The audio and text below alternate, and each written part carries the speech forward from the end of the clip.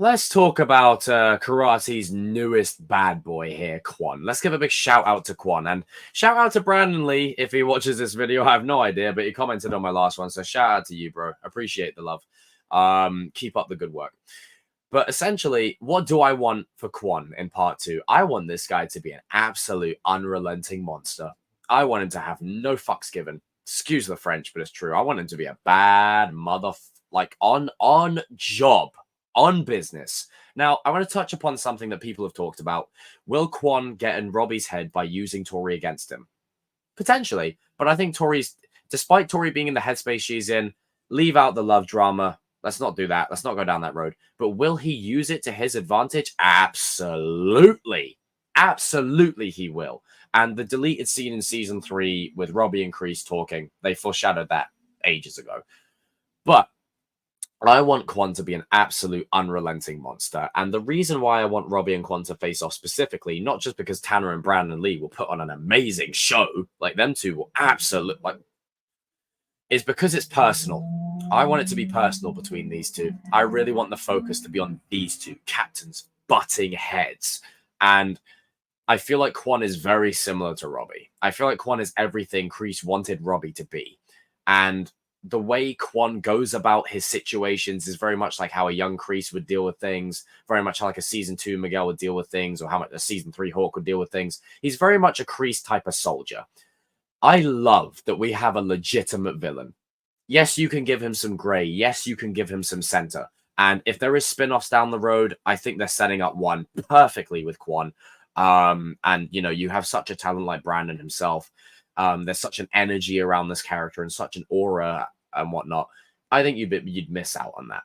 Now, do I think people are overhyping Quan? Yes, massively. Because all of a sudden, he beats his 3, dojo compatriots, and all of a sudden, oh my god, he's the best fighter in the show. That's what we call recency bias. Because it's the most recent thing, that means he's better than everyone. Let's not forget when Robbie took down an entire dojo by himself. Let's not forget the fact that Miguel has absolutely decimated the street fights he's been in, whether it was in season 5 in the dojo brawl or destroying Robbie on the balcony. Let's not forget that Hawk nearly killed a guy. Like, let's not forget the fact that Kenny has the silver bullet, a move that can kill people. Like, let's not just sweep all that under the rug just because we've got a new villain. Like, I really love that when fans do that stuff. Anyway, that aside, it is refreshing to have a legitimate villain on the show. Someone who doesn't care, someone who's just bad, It doesn't mean that he's bad at his core, but I don't want to find that out. Like, save that for part 3. For part 2, I want him to be an absolute monster. I want him to be a real piece of shit. I want us to be looking at him. I want there to be a transition. Oh, this is great. We've got a villain. Yeah. To, I freaking can't stand this guy. I want Robbie to kick his ass badly. And the reason why, again, the talk of Axel, I think Miguel and Axel, that's the fight. Robbie and Quan, that's the fight. Now, I want this guy to be on job. I want him to not care and give us the reason why he wants to win the Sekai Taikai, Do I think he's going to win it? No, his reason isn't strong enough. And we're in the final season. There's no way Cobra Kai win that trophy. Like, unless they have some sensationalized Terry Silver BS, there is a way they could do it. But to me, if I was involved, I wouldn't have Cobra Kai win it at all. It's like, because what do you do then? Cobra Kai wins it. It's like trying to close down McDonald's. Like, what? If Cobra Kai is to win, please jump in the comment section down below and offer me an alternative. What would you do? Like, if Cobra Kai is to win, how could you wrap up the story in part 3? That's a good little conversation there. Good talking point.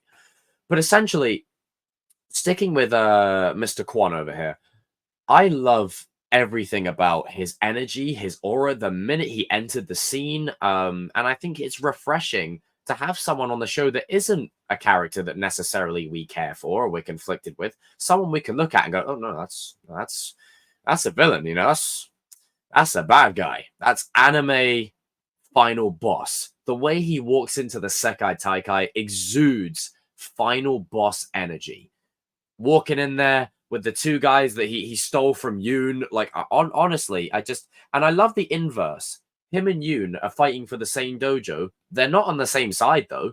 Miguel and Robbie, they're fighting for the same dojo. They will be on the same side. I guarantee it. That's going to be the inverse of every. That's the reason why Kwon will lose. I don't think Kwon winning serves anything to the story. I do, however, believe Kwon being an asshole and an annoying prick serves everything to the story. I think it serves everything. And I've seen a truckload of TikToks, if you will, of like bros got aura and all of this, that, whatever. And I've seen like, you know, Quan versus like the whole of Cobra Kai where they do like those ranking things. And yeah, like he's great. But I'm very much interested to find out what motivation we can give him to win the Sekai Taikai. Why does he want to win it? The connection between him and Kreese and what that dynamic, you know, unfolds with. And we've seen in the behind the scenes for Inside the Dojo, there's like a competition with like high kicks. Now, we've all seen the behind the scenes of Jacob Bertrand trying to kick the thing, and now also Brandon Lee. So that would be interesting to see how he engages with our dojo. Let's stop this whole team BS. Our dojo versus Cobra Kai. It's our dojo. I'm fascinated to see that. And I think his fighting style is so unique. What are the rules and what are the parameters of the Sekai Taikai? Like, how far can you go? Because a character like Kwon, who skips all the filler and just takes your head clean off, I think that's interesting when you compare it to a Sekai Taikai global karate tournament where people have died. This is a guy that can literally take your head off in one move. What does that suggest for the characters going forward? What does that suggest the situations that they'll be in, you know? And I wouldn't mind learning a bit more about Kwon's backstory. He's got like a desire to prove himself. He's got an urge to stand up and stake a claim and fight for what's his, fight for what's his. Now, I know CW shows are not really, you know, but if any of you guys have seen the CW show Arrow, shout out to Ricardo Diaz. His backstory was interesting, and he very much was of the philosophy of, yeah, you scraped for food, but not to survive, you know? Like, Kwon may have been, let's say, Robbie, but worse, where he had to do way more stuff to get by. You know, what's his family situation like? What's he doing this for? You know, I want to get to know Kwon a little bit more, and I hope in part 2 they go all in with that.